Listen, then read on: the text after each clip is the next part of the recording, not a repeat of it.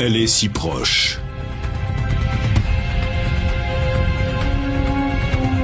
Depuis des milliers d'années, sa présence nous réconforte.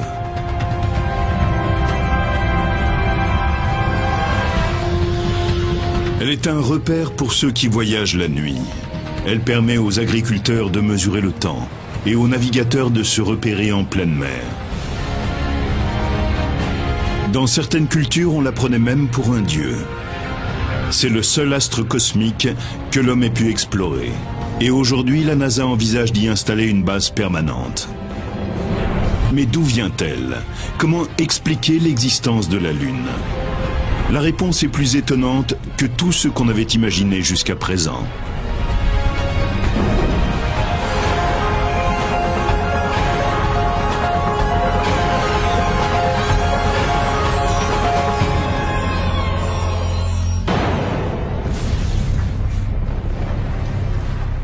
Selon le dernier recensement, il y a plus de 150 lunes dans notre système solaire.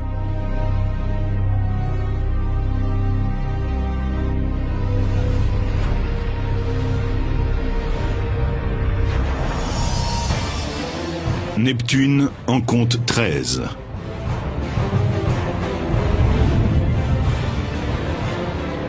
Saturne, 48.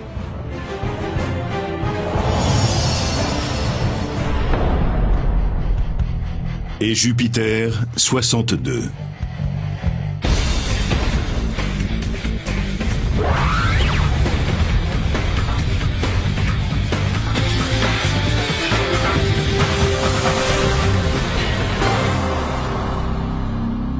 La Terre, quant à elle, n'en a qu'une. Mais elle est bien particulière. Celle que les Romains appelaient Luna est remarquable par sa taille. Ce n'est pas la plus grande lune du système solaire. D'autres, comme Titan, qui tourne autour de Saturne, fait 2 fois la taille de notre satellite. Mais si l'on compare les satellites avec la planète à laquelle elles appartiennent, alors notre Lune est bien la plus vaste. Elle n'est que 4 fois plus petite que la Terre, ce qui veut dire que c'est un grand satellite. Si on observait la Terre avec un télescope, on verrait cette grosse sphère juste à côté. Quand on regarde Jupiter, ou n'importe quelle autre planète, on voit une grande sphère et une série de toutes petites lunes. La nôtre est beaucoup plus grosse. Des 8 planètes du système solaire, la Terre est la seule qui ait cette configuration. Les 2 astres ont des tailles relativement similaires à l'échelle du cosmos. Certains astronomes sont allés jusqu'à parler du système Terre-Lune comme d'un système binaire ou même d'une planète double. La distance qui sépare la Terre de la Lune est de 384 400 km, ce qui correspond à un voyage de 3 jours dans l'espace. Le diamètre de la Lune est de 3474 km, soit environ un quart de celui de la Terre. Un jour lunaire correspond à 27,3 jours terriens. Cette durée s'explique du fait que la Lune est toujours tournée du même côté vers la Terre. On ne peut en voir qu'une seule face. Donc la Lune doit effectuer le tour de la Terre pour accomplir une rotation complète sur son axe. De même que les enfants, quand ils font une ronde, regardent toujours vers le centre et tournent en formant un cercle.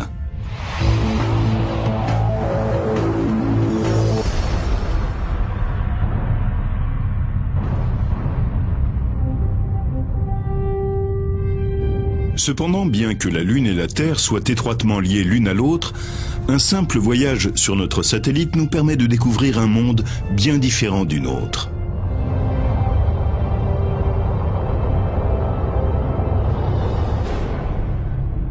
Un monde particulièrement dangereux.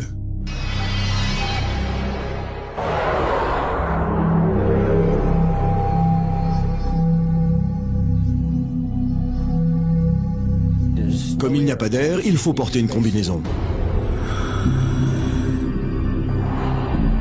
En effet, la Lune n'a pas du tout d'atmosphère. Le son ne peut donc se transporter.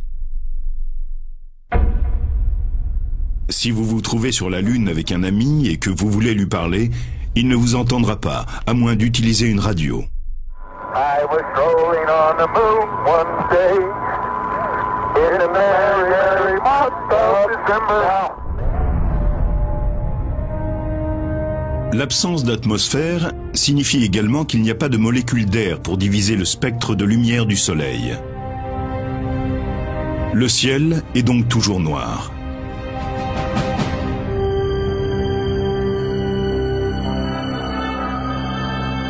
Et le paysage ne contribue pas vraiment à égayer l'ambiance. C'est un peu monochrome comme paysage. Il n'y a guère de couleurs. Les rochers sont dans des teintes grises ou marron. Il y a des tons un peu plus chauds sur la face exposée au soleil et plus froids sur l'autre face, mais dans l'ensemble, c'est plutôt gris. On ne peut pas dire que ce soit coloré.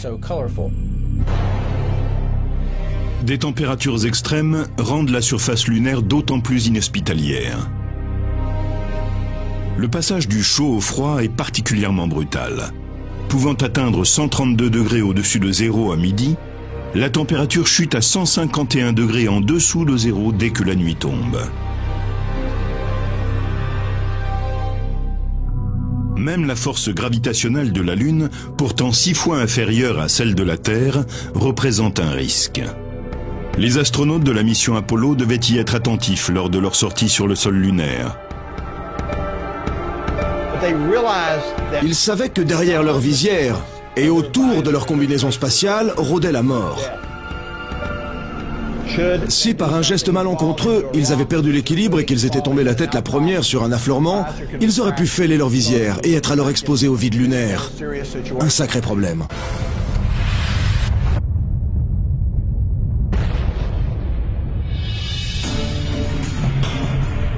La combinaison protège les astronautes du vide spatial, de l'absence d'oxygène, des températures extrêmes et des radiations solaires mortelles. Mais elle ne peut rien contre les micrométéorites qui traversent l'espace à grande vitesse. Elles viennent fréquemment s'écraser sur la surface de la Lune. Ce sont de petites météorites. Elles s'enflamment en entrant dans notre atmosphère et forment des étoiles filantes. Sur la Lune, elles foncent à toute vitesse et viennent heurter la surface. Elles pulvérisent la surface lunaire et créent une couche de poussière que l'on appelle le régolithe.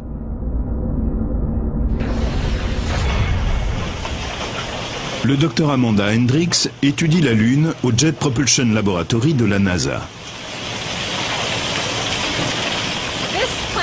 Cette usine est une sorte de fabrique de régolithe. C'est de la roche broyée, rien de plus. Avec ce broyeur, le processus est beaucoup plus rapide. La pierre est broyée en moins d'1 heure. Sur la Lune, des météorites et des micrométéorites ont bombardé la surface pendant 4 milliards d'années et viennent briser la roche.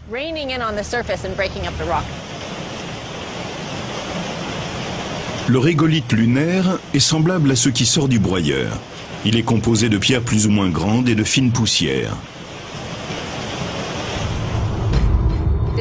Cette poussière très fine est connue de tous. On a vu les empreintes de pas des astronautes dans la poussière lors de la mission Apollo.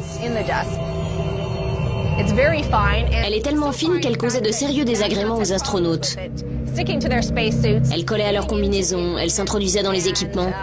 Ça devenait un réel problème.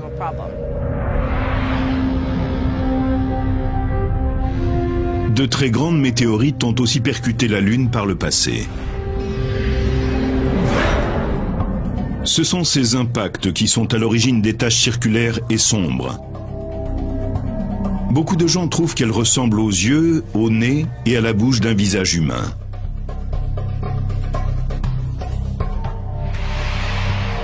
Ce sont elles qui ont longtemps fait penser qu'il y avait quelqu'un sur la Lune.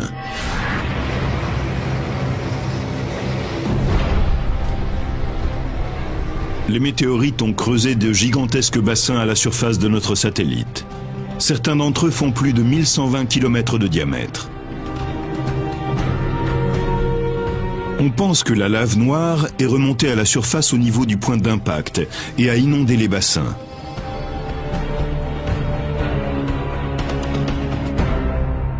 Aujourd'hui, on appelle ces zones sombres des marias. le mot latin pour mer.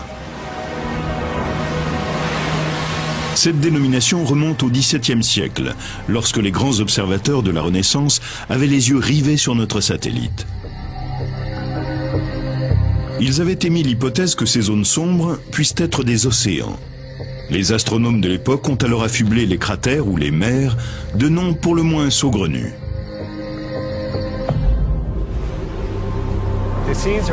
Les mers portent des noms de phénomènes terrestres que l'on attribuait à la Lune. Donc vous avez la mer des tempêtes, la mer des crises, la mer de la tranquillité, et ainsi de suite. Certains cratères plus récents sont moins touchés par l'érosion. Leur forme est plus nette.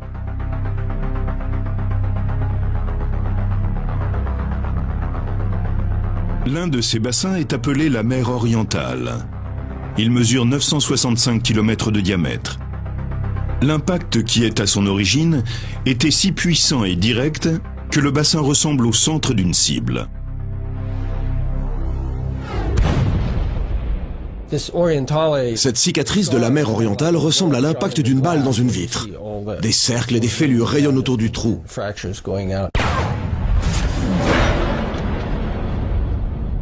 Certains disent que si les cratères avaient été sur la face orientée vers la Terre, la mythologie concernant la Lune aurait été très différente. Nous aurions eu un gigantesque œil au-dessus de nous.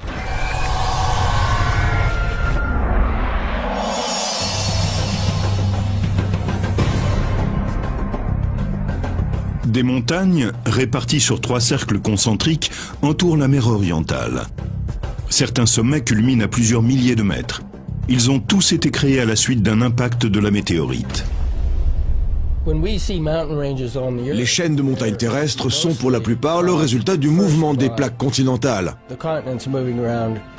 Elles se pressent lentement les unes contre les autres. Des montagnes s'élèvent au point de contact, l'érosion fait son office et on obtient les paysages spectaculaires que nous connaissons. Sur la Lune, il n'y a pas de plaque tectonique. La surface est statique. Pourtant, il y a bien des montagnes sur la Lune. C'est qu'elles se sont formées quand les grandes météorites se sont écrasées. Ce fut une explosion gigantesque qui a laissé un trou énorme. Toute la matière qui se trouvait là a été propulsée vers l'extérieur. C'est ainsi que se sont formées les chaînes de montagnes autour des points d'impact. Ces paysages sont donc créés par des forces venant de l'extérieur et non de l'intérieur. Un autre cratère d'impact bien plus petit que la mer Orientale, mais tout aussi spectaculaire, est connu sous le nom de cratère Tycho. Il tient son nom d'un célèbre astronome danois du XVIIe siècle. Le dessin de l'impact se trouve sur le quart sud-ouest de la face visible de la Lune.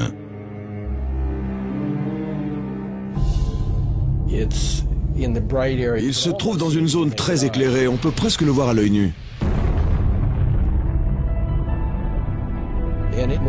Quand cette explosion a eu lieu, de la poussière blanche a été projetée, comme pour les autres cratères. On dirait des rayons qui émanent de l'impact. C'est vraiment frappant. Ces rayons de poussière s'étendent sur plus de 1400 km autour du cratère de Tycho. Une montagne de débris s'élève au centre du cratère. Le mouvement de recul de la météorite après l'impact a créé ce relief. Les matériaux compressés au centre du cratère ont été éjectés vers l'extérieur après que la météorite ait ricoché ou bien se soit désintégrée. En voyageant dans l'espace et à l'aide de télescopes sophistiqués, on voit des marques spécifiques sur la Lune. Mais bien avant que l'on dispose de ces moyens techniques, l'observation de la Lune était d'une importance vitale pour les habitants de la Terre.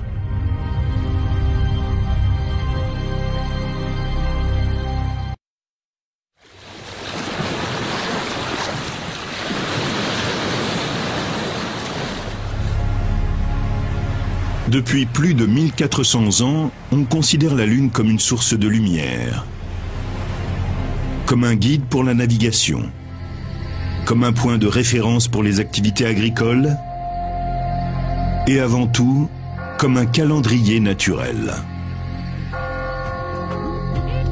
Avant l'invention des systèmes modernes, mesurer le temps n'était pas une tâche aisée.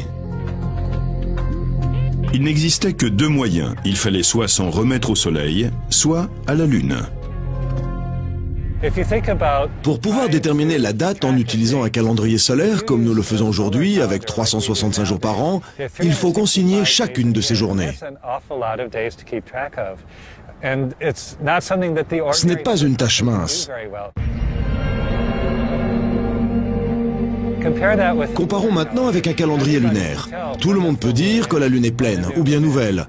Quand vous ne la voyez pas, c'est que c'est la nouvelle Lune. Et si vous l'apercevez, c'est la pleine Lune. Ce n'est pas compliqué. Il y a entre 28 et 29 jours dans un cycle lunaire. C'est plus simple de les compter. Dans la plupart des sociétés, on a d'abord utilisé des calendriers lunaires. Autrefois, les observateurs se sont aperçus que notre voisine avait une influence physique sur la Terre. Elle est à l'origine du phénomène des marées.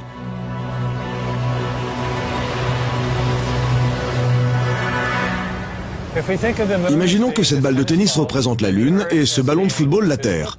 Les marées sont provoquées par l'attraction gravitationnelle de la Lune. On le voit nettement ici. La Lune attire l'eau de la Terre vers elle.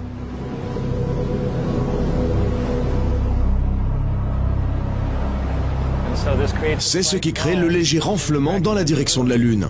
Ce qui est moins évident, c'est qu'il y en a un aussi dans la direction opposée à la Lune. Donc, il y a deux marées hautes chaque jour. L'autre marée haute est provoquée par la force centrifuge de la Terre. La Terre et la Lune sont toutes les deux en rotation. C'est cette force qui pousse l'eau se trouvant de l'autre côté à aller vers l'extérieur. Pour illustrer la différence entre marée haute et marée basse, il suffit de se rendre dans la baie de Fundy, le long des côtes canadiennes. L'amplitude de la marée est très importante. Le niveau de l'eau peut baisser de presque 17 mètres. Pour certaines espèces, le flux et le reflux de l'océan créent des abris très utiles.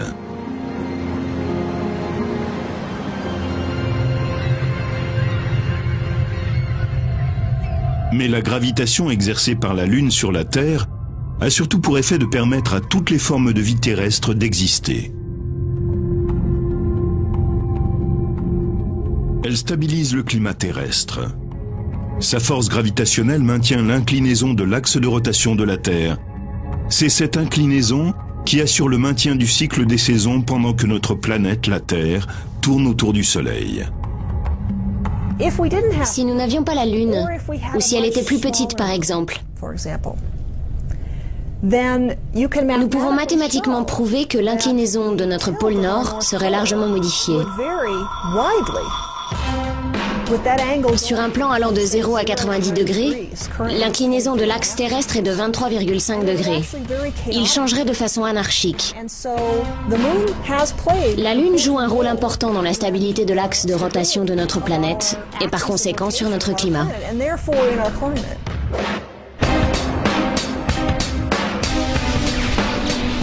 Au fil des millénaires, l'imposante présence de la Lune dans le ciel a poussé les hommes à s'interroger sur son origine.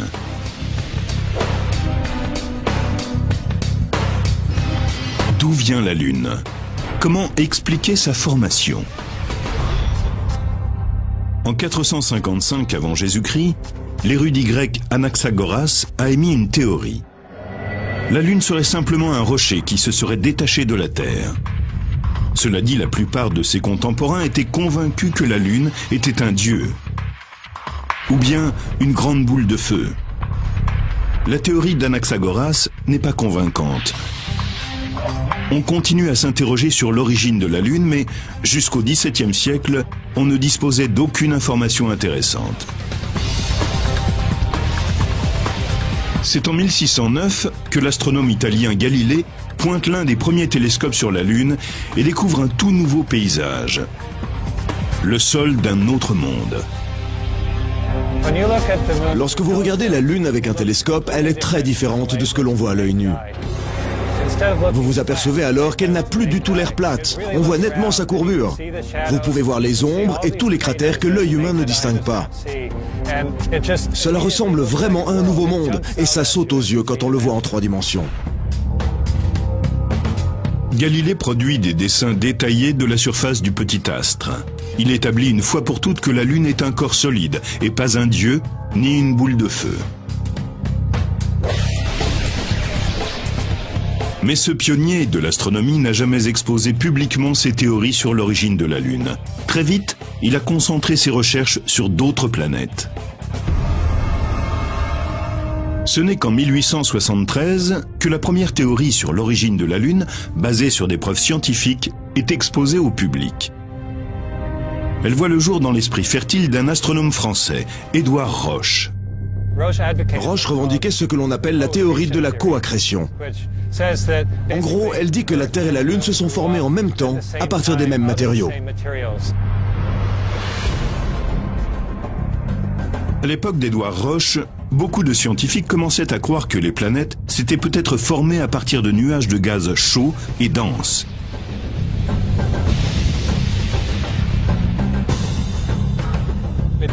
Ces nuages se sont densifiés et ils ont refroidi. En se condensant, des cercles de gaz se seraient formés et dissociés. Donc, il y a plusieurs anneaux de gaz, comme des cercles concentriques. Ensuite, ces anneaux ont probablement continué à se solidifier pour former les planètes. Roche considérait la Terre et la Lune comme un système solaire miniature. Il pensait que la Terre était une boule de gaz qui s'était refroidie. Elle se serait ensuite contractée en répandant un cercle de gaz qui se serait mélangé pour former la Lune.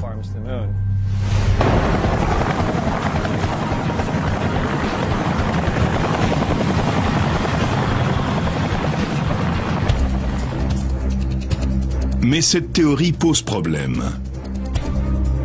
Tout d'abord, la Lune a une teneur en fer beaucoup moins importante que la Terre. Si ces deux astres sont issus des mêmes matériaux, leur composition devrait être la même. Mais ce n'est pas le cas. Cette contradiction et d'autres incohérences amènent une équipe d'astronomes à chercher de nouvelles idées pour expliquer l'existence de la Lune.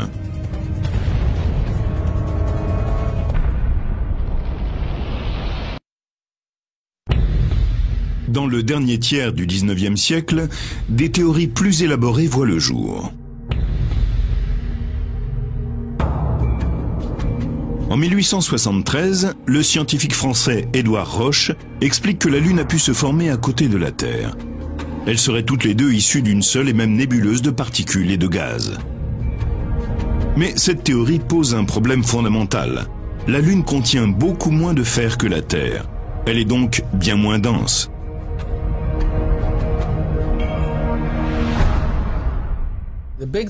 Ce dont il faut se souvenir à propos de la Lune et de sa composition, c'est qu'elle ne dispose pas d'un noyau de fer comme la Terre.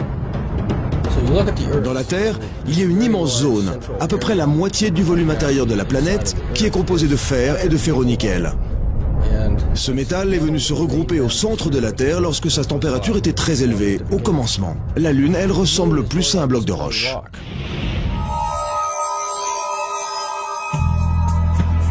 Au départ, les scientifiques avaient établi la masse de la Lune grâce à leurs observations et aux mathématiques.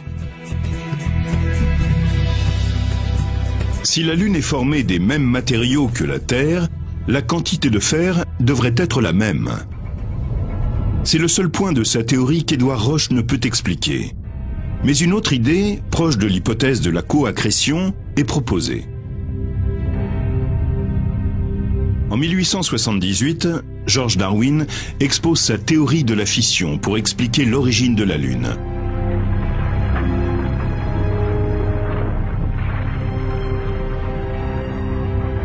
Son idée suscite l'intérêt en partie à cause de la renommée de son père.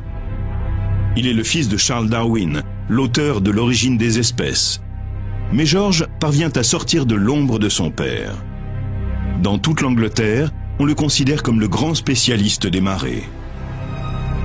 Grâce à une analyse poussée de la relation entre la Lune et les marées, il conclut que la Lune s'écarte petit à petit de la Terre. On ne l'avait pas prouvé jusqu'à ce que les astronautes se rendent sur la Lune 95 ans plus tard. Ils ont placé de petits miroirs sur le sol lunaire. On a ensuite envoyé un laser qui se reflétait dans le miroir. Dès que le laser revenait, on pouvait calculer la distance exacte entre les deux points. Et la distance augmente de 3,8 cm par an. Tous les ans, la Lune s'écarte d'un peu plus de la longueur d'un pouce. Si vous passez le film en vitesse accélérée, vous verrez la Lune qui s'écarte progressivement de la Terre. C'est ce que nous observons aujourd'hui.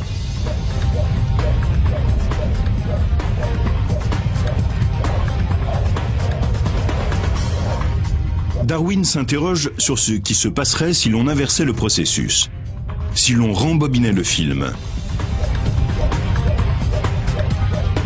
En remontant dans le temps, la Lune se rapproche. La vitesse de rotation de la Lune et de la Terre ne cesse d'augmenter.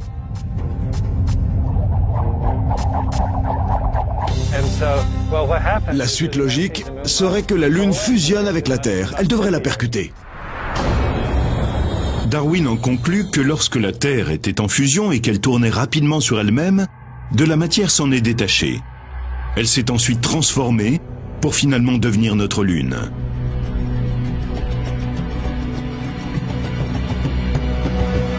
Il entreprend aussitôt de calculer mathématiquement la trajectoire inverse de la Lune jusqu'au contact avec la Terre. Il est resté frustré. Il a réussi à calculer une position où elle se rejoignait presque, mais il n'a pas pu aller plus loin. Les mathématiques ne le lui permettaient pas. Il a remonté le mouvement jusqu'à une époque où la Lune était toute proche de la Terre. Elle en faisait le tour 5 ou 6 fois par jour. Elle tournait à toute vitesse, et la distance qui les séparait était d'environ 8000 km. Quoi qu'il en soit, les mathématiques n'ont pas permis à Darwin de faire entrer les deux astres en contact. Les scientifiques ont débattu sur l'hypothèse de la fission pendant des années. Ils ont finalement conclu que le mouvement relatif entre la Terre et la Lune ne pouvait pas être engendré par la fission. Il aurait fallu qu'elle ait une vitesse de rotation bien trop élevée pour expliquer sa vitesse actuelle.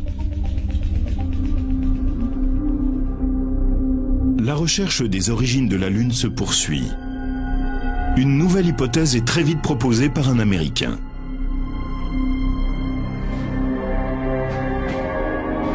En 1909, Thomas Jefferson Jackson C. est capitaine dans la marine américaine. Il est en poste à Mare Island, près de San Francisco. Son travail consiste officiellement à contrôler et conserver l'heure légale pour toute la côte ouest américaine. Mais C. est également un scientifique talentueux. Plus jeune, il a étudié l'astronomie. Ce fut l'un des premiers Américains à obtenir un doctorat en astronomie. Il est parti en Allemagne et il a passé une thèse dans ce domaine. À l'époque, on ignorait ce dont il s'agissait. Dans le domaine scientifique, les États-Unis n'étaient pas très actifs au XIXe siècle. C. dispose de l'observatoire de Mare Island et son travail de capitaine lui laisse tout le temps d'élaborer des théories. Il analyse longuement les hypothèses de la coaccrétion et de la fission sur l'origine de la Lune. Mais il n'est pas convaincu. Il développe une hypothèse complètement différente. Elle portera le nom de théorie de la capture. Selon lui, la Lune s'est formée loin de la Terre, dans une autre partie du système solaire. Elle tournait autour du Soleil, comme les autres planètes. Elle serait passée trop près de la Terre et aurait été capturée par la gravitation terrestre.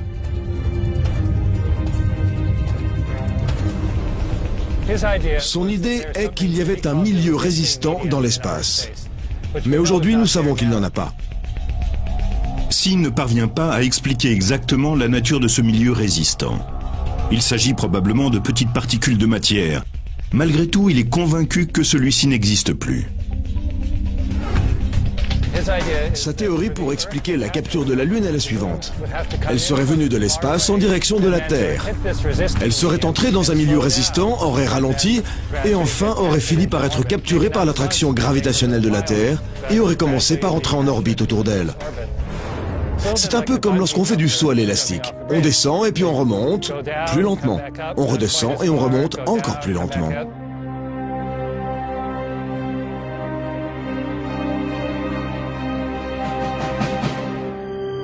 Et finalement, on se stabilise en bas.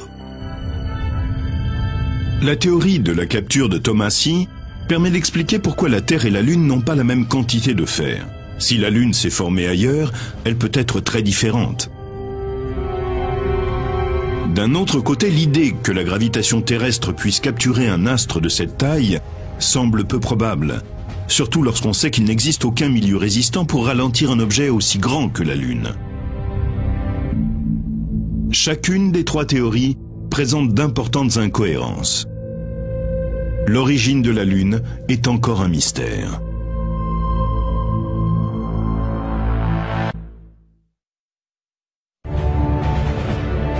Le 20 juillet 1969, des astronautes américains foulent pour la première fois le sol de la Lune.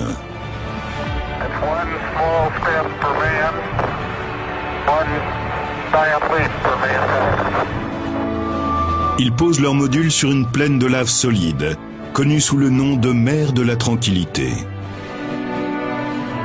Le pilote de la mission, Buzz Aldrin, décrit ce qu'il voit alors comme un magnifique paysage de désolation.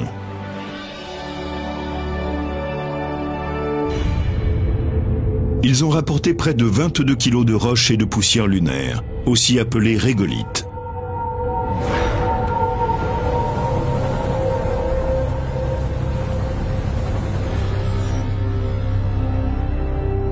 Au centre spatial Johnson, à Houston, les géologues attendent leur arrivée avec impatience.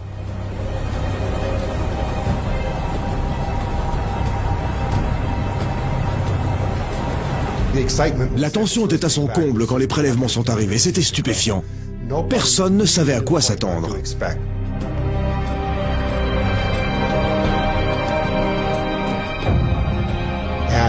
Tout de suite, on s'est rendu compte qu'il s'agissait de roches basaltiques, comme on en trouve à Hawaï. Ça ressemblait vraiment à ce qu'on trouve là-bas. Les géologues de la NASA sont particulièrement intrigués par une autre roche. Elle porte le nom de brèche. Cette roche s'est formée au moment de l'impact d'une météorite.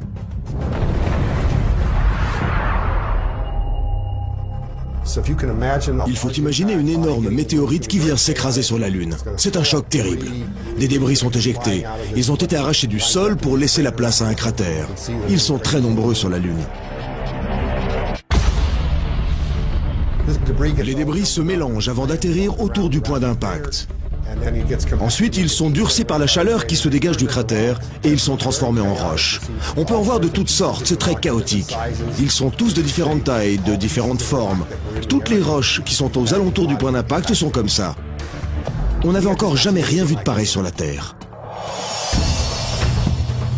Ces roches lunaires portent en elles une histoire fascinante. Les roches et les échantillons de poussière contiennent des particules qui indiquent que la Lune a dû être couverte par un océan de lave après sa formation. Cette idée est renforcée par une autre découverte. Les blocs de roches manquent singulièrement de ce que les scientifiques appellent des éléments volatiles. Les éléments volatiles s'évaporent très facilement, donc ils disparaissent d'un rocher lorsque vous le chauffez. Il s'agit par exemple d'eau ou de potassium.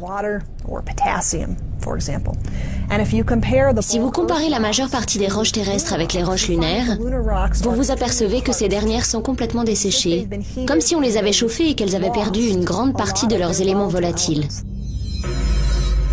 Toutefois, les prélèvements de roches lunaires révèlent que la roche et le sol terrestre présentent au moins une similitude avec la surface lunaire.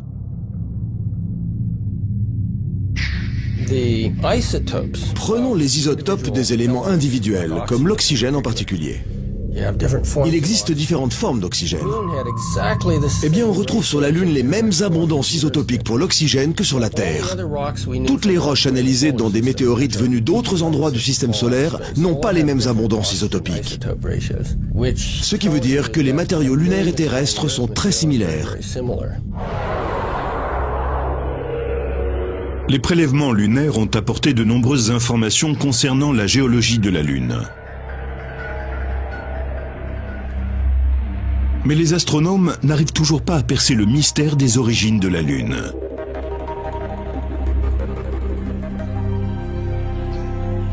Pour William Hartmann, de l'Institut des sciences planétaires de Tucson, en Arizona, les informations récoltées sur ces morceaux de roches lunaires sont fondamentales.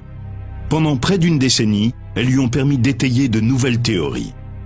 William Hartmann est aujourd'hui un astronome de renom. C'est aussi un peintre spécialisé dans les représentations de l'espace.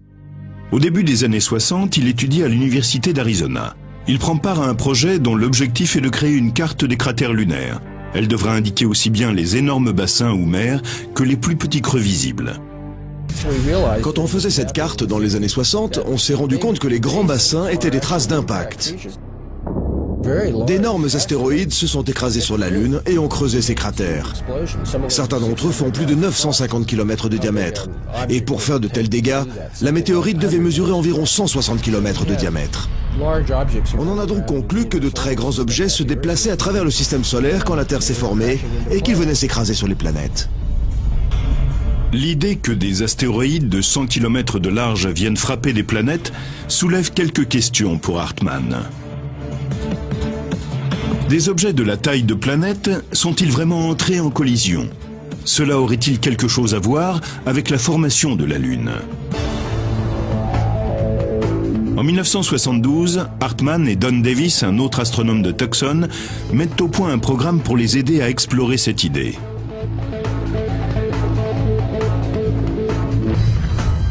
Le programme tente de simuler le processus d'accrétion dans le système solaire de l'époque. Les astronomes veulent voir si d'autres planètes qui se seraient formées aux alentours de la Terre auraient pu entrer en collision avec elle. On se disait que si un autre corps céleste suffisamment grand était venu s'écraser sur la Terre et que les morceaux de la croûte terrestre et de cet astre avaient été projetés en orbite, tous ces débris auraient pu servir à la formation de la Lune. La simulation montre qu'une autre planète aurait pu se former dans la zone d'accrétion de la Terre. Une planète de la taille de Mars. Ce n'était pas la Lune. Cette planète est composée des mêmes éléments que la Terre et a donc le même pourcentage de métal et la même densité que la Terre. Ce n'est pas le cas de la Lune. Ces résultats permettent à Hartmann d'élaborer une quatrième et nouvelle hypothèse. Elle porte le nom de théorie de l'impact géant.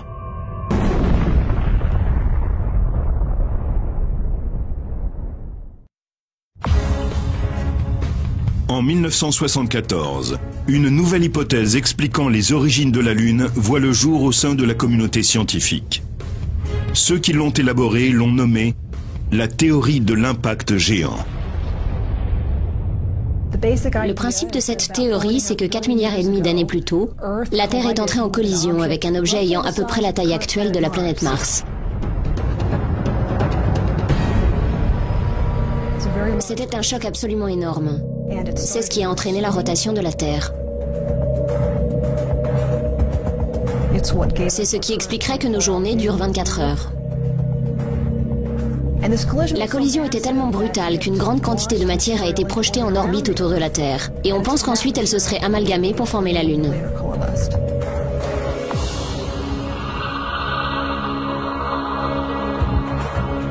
Le docteur Robin Canup et d'autres scientifiques du Southwest Research Institute de Boulder ont développé un programme informatique pour étudier les détails de l'impact géant.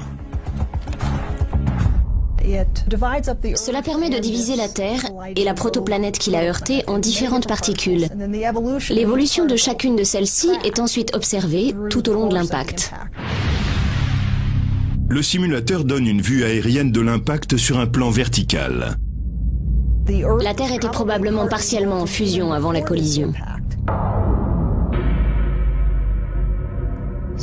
Donc initialement, l'autre astre arrivait de cette direction.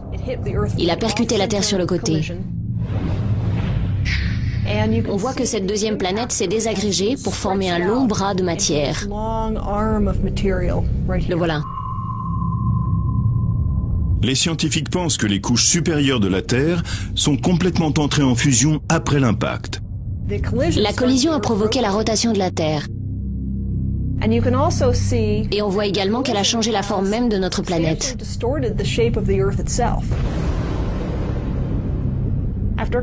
Au bout de quelques heures, ce bras de matière s'est à nouveau amalgamé sous l'effet de la force gravitationnelle, et il a formé deux grandes masses. La masse centrale est principalement composée de matériaux issus du centre de la deuxième planète. Donc, quand cette masse fusionne avec la Terre, comme on peut le voir ici, la grande majorité du métal qui se trouvait dans cette planète est emmagasiné par la Terre.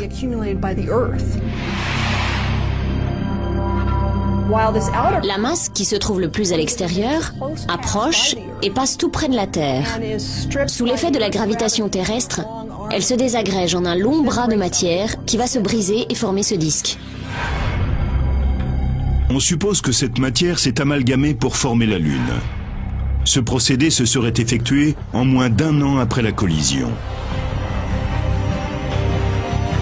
Il n'y a plus aucune trace de l'impact géant sur la Terre aujourd'hui. À cette époque, notre planète n'avait atteint que 90% de sa taille actuelle.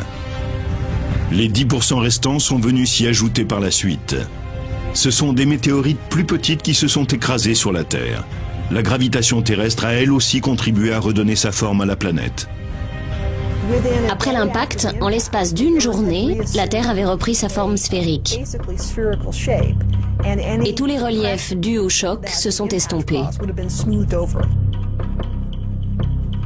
L'homme à l'origine de la théorie de l'impact géant a exposé son idée lors d'une conférence scientifique en 1974. Mais pendant près de 10 ans, personne ne s'y est intéressé. L'intérêt pour la Lune a brusquement chuté après la mission Apollo.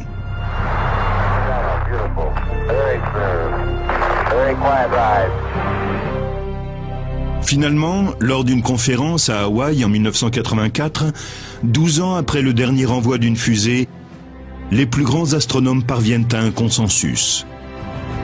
La théorie de l'impact géant est à ce jour l'explication la plus acceptable sur l'origine de la Lune. Il y a toujours des personnes qui disent que ça n'a pas été prouvé. C'est ce que moi j'appelle la théorie du défaut.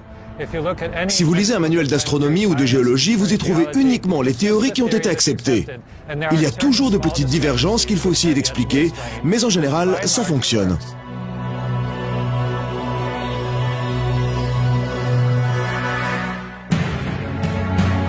Les scientifiques sont parvenus à s'entendre sur une théorie concernant l'origine de la Lune. Mais ils n'en ont pas pour autant fini d'étudier notre plus proche voisin cosmique. Depuis peu, la Maison-Blanche et la NASA envisagent de retourner sur notre satellite et d'y aménager une base permanente.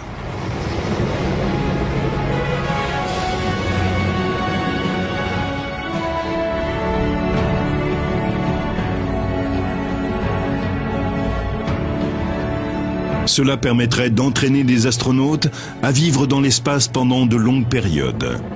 Cela offrirait également un point de lancement pour d'éventuelles missions sur Mars. Mais des projets scientifiques d'une telle ampleur ne font pas partie du quotidien de la majorité des habitants de la Terre. Ils se contentent de regarder de temps en temps le disque brillant et hypnotisant dans la nuit noire. Toutes ces discussions au sujet d'océans de lave, de micrométéorites qui forment le régolithe et d'impacts géants ne pourront jamais amoindrir la fascination et le charme romantique que nous inspire notre mystérieuse voisine, la Lune.